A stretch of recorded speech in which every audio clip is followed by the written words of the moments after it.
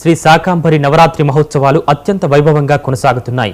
ఈ ఉత్సవాలు నేటితో విజయవంతంగా 10వ రోజుకు చేరుకున్నాయి. ఆలయ ప్రాంగణం మొత్తం భద్రకాళి అమ్మవారి నామజపాలతో మారుమోగుతుంది. ఈ సందర్భంగా అమ్మవారికి రోజువారీ ప్రత్యేక పూజలు, అభిషేకాలు శాస్త్రోక్తంగా నిర్వహిస్తున్నారు. ఇక మరింత సమాచారం భద్రకాళి దేవాలయం నుండి మా ప్రతినిధి శ్రీధర్ అందిస్తారు. భద్రకాళి శరణమమ్మ ఓరుగల్లు ఆరాధ్య దైవం కాకతీయుల సామ్రాజ్య ఆరాధ్య దేవతగా పేరొందినటువంటి భద్రకాళి అమ్మవారి దేవాలయంలో అంగరంగ వైభవంగా ఏదైతే శాకంబరి మహోత్సవాలు అయితే ఘనంగా కొనసాగుతున్నాయి. ఇప్పటికో రోజు చేరుకున్నటువంటి క్రమంలో మాత్రం అమ్మవారు దేదీప్యమానంగా విరాజుడే కాకుండా భక్తులకు కొలువుదిరి కోరికలు తీర్చే కల్పవల్లిగా కూడా ఓరుగల్లు భద్రకాళిగా కూడా దర్శనమిస్తున్నారు. ప్రస్తుతం మనం ఈరోజు 10వ రోజు అమ్మవారికి అయితే పూజాలంకరణ అయితే ఉదయం నుంచి వేకువజాము నుంచి కొనసాగుతున్నాయి. పెద్ద ఎత్తున కూడా ఇక్కడికి చేరుకుంటున్నారు. ఒకవైపు శాకంబరి మహోత్సవాలు, మరోవైపు భక్తుల తాకిడి పెరగడంతో ఇక్కడ ఎలా కొనసాగుతుందని తెలుసుకునే ప్రయత్నం మనతో మాట్లాడుకున్న నాగరాజు అయ్య గారు మనతో ఉన్నారు. ఆయన అడిగి తెలుసుకునే ప్రయత్నం చేద్దాం. అయ్యగారు, ఈరోజు జరుగుతున్న అమ్మవారు దర్శనమిస్తుంది. షోడశీ క్రమాన్ని అనుసరించి సాయంత్రం నిత్యగా అమ్మవారు లోక కళ్యాణార్థమై ఈ నిత్య రూపంలో అమ్మవారు దర్శనమిస్తుంది.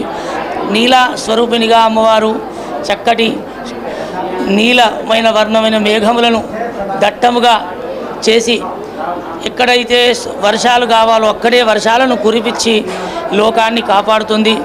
అమ్మవారు భగవంతుడు సువృష్టిని కురిపిస్తేనే పంటలు పండితేనే ఈ జీవితంలో దేశానికి మనుగడ, జీవితాలకు దేశానికి.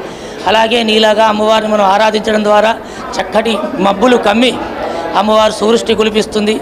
నిత్యాగా అమ్మవారు అందరికీ భక్తులందరినీ కూడా రంజింపజేస్తూ తన భక్తులను తానే కాపాడుతుంది. ఈ విధంగా ఇంకొక 5 రోజుల పాటు నడుస్తాయి. నిండు పౌర్ణమి నాడు శాకంబరిం స్తువన్ ధ్యాయం జపన్ సంపూజయన్నమన్ అక్షయమష్ణుదే శీఘ్రమన్న బాణామృతం. శాకంబరిగా ఆనాడు అందరికీ నిండు పౌర్ణమి నాడు దర్శనమిస్తుంది.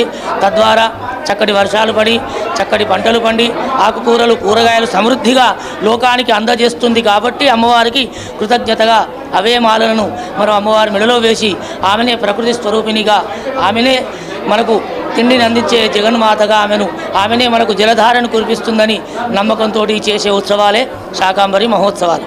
శాక్తేయ తిలకం అంటారు.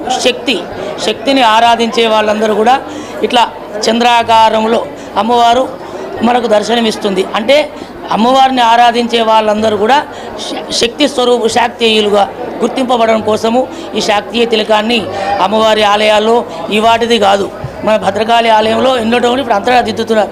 అంటే ఇది మనం అమ్మవారి దేవాలయం వెళ్ళడం ద్వారా ఈ చంద్రవంక దర్శనం చేసుకోవడంతో అమ్మవారి ఆలయం పోయినామని అందరికీ తెలుస్తుంది.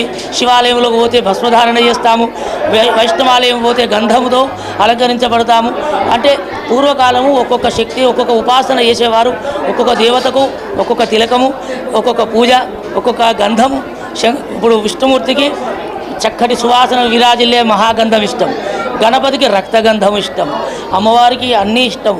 ఈ శాక్తేయ తిలకం దిద్దడం ద్వారా అమ్మవారిని మనము దేవాలయంలో దర్శనం చేస్తున్నామని భావన కోసం సకల ఏదైతే అరిష్టాలను, ముఖ్యంగా ఏదైతే అతివృష్టి అనావృష్టి నుంచి బయటపడేసే విధంగా అయితే శాకంబరి అమ్మవారిని కొలిచే విధంగా అయితే ఆనవాయితీగా వస్తుంది. ఈ ఆనవాయితీలో భాగంగానే ఈరోజు శాకంబరి ఉత్సవాలు కొనసాగించుకుంటాము. ఈ శాకంబరికి సంబంధించినటువంటి అంశంలో ప్రతి ఏటా కూడా అమ్మవారిని ఈ విధంగా పూజలు చేసుకోవడము రాష్ట్రమే కాదు యావత్ లోకమంతా సుభిష్టంగా పాడి పంటలతో సుఖ సంతోషాలతో వైభవంగా విరజిల్లుతుందని చెప్పేసి భక్తులు ప్రగాఢ నమ్మకంతో ఉన్నారు. కాబట్టి భద్రకాళి దేవాలయంలో ఉన్నటువంటి శాకంబరి మహోత్సవాల్లో కొనసాగుతున్నటువంటి 10వ రోజు శోభాయాత్ర అయితే ఈ విధంగా ఉందని చెప్పుకోవచ్చు. ఇది ఇక్కడ తాజా అప్డేట్. కెమెరా పర్సన్ సంపత్తో 9 టీవీ శ్రీధర్, వరంగల్.